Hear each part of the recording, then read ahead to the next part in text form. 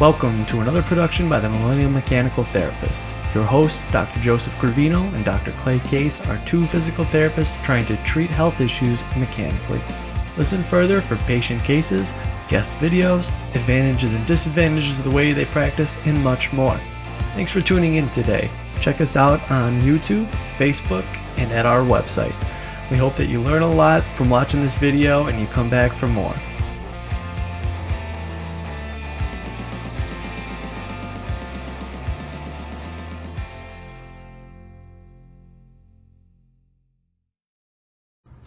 Hello everybody, we are the Millennial Mechanical Therapists, and my name is Joe. I'm Clay. And today we're going to talk about centralization. What is it good for? Little play on words, but we want to talk about centralization as a whole. Not only is it used predominantly in the McKenzie or MDT, mechanical diagnosis and therapy thought processing, but also in treatment-based classification. And I think by now the research shows, at least people should get that the research shows that it's pretty useful. But we're going to talk a little bit about why. So Clay will lead off on that.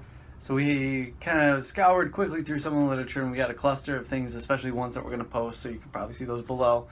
But the first thing we want to talk about is the reliability associated with centralization. And a lot of the systematic reviews out there, such as the one by May in 2004, May and colleagues, that is, they scoured through some of the literature themselves and pulled out different reliability statistics regarding centralization. And most of the time, a good deal of these studies demonstrate that the reliability of determining if someone is centralizing is a good inter-rater agreement for most physical therapists.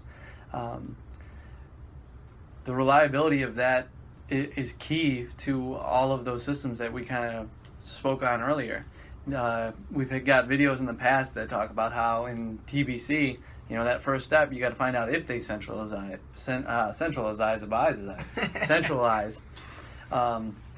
And whether or not you do the thorough assessment isn't necessarily the point of the video today, but the point is that we know we can reliably do that between different providers. So that step, in theory, should at least be reliable because we can find centralization reliably between providers.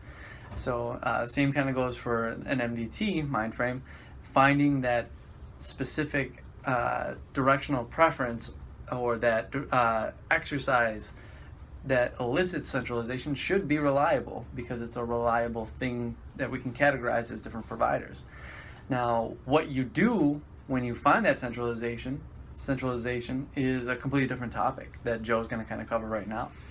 Yeah, so I think some of the studies that we came across was May in 2004, May and colleagues 2012. There was other, review done by Wernicke in 08 and by Fritz in 07 or 06.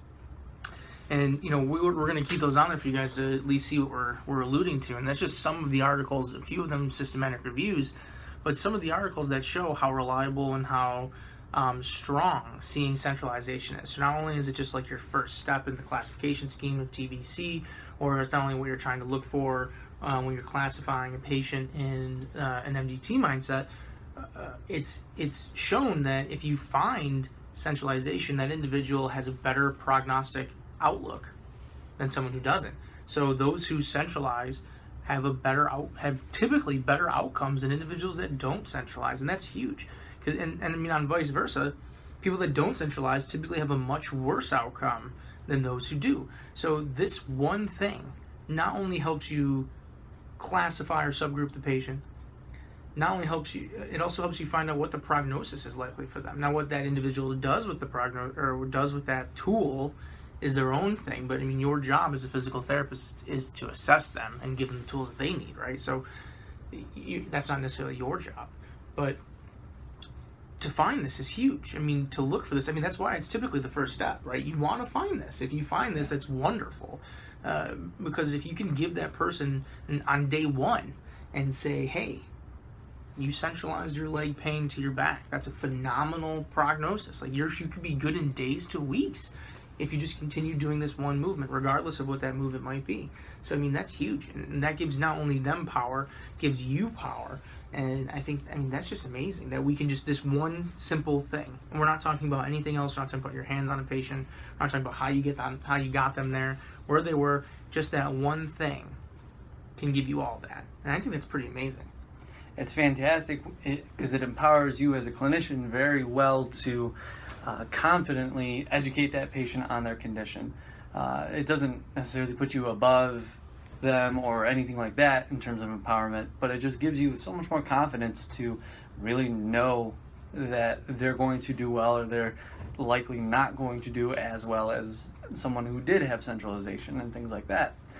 So when you find that reliable centralization pattern, the worst thing that happens is somebody can get the pain out of their leg. Really, I mean, yeah, that's the worst. I know thing how that's bad going to happen. So, and I mean, we can talk, ad nauseum about how to find it, what you should do, if you make them worse, if you make them better, those types of things. But that's not necessarily today's talk at all.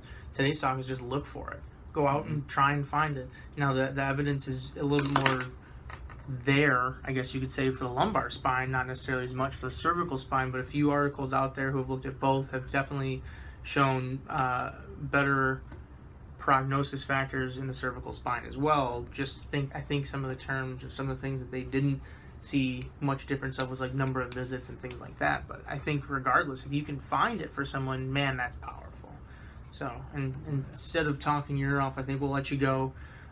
Look for the articles that we have attached to this. It should be at least before.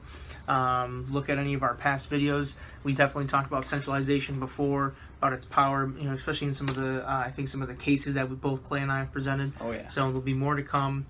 Check it out. Check our Facebook page and our website. And like we always say, move your patients early. Move them often. And move them to end range, my friends, because that's where the magic happens. Until next time, we are the Millennial Mechanical Therapist. See you guys.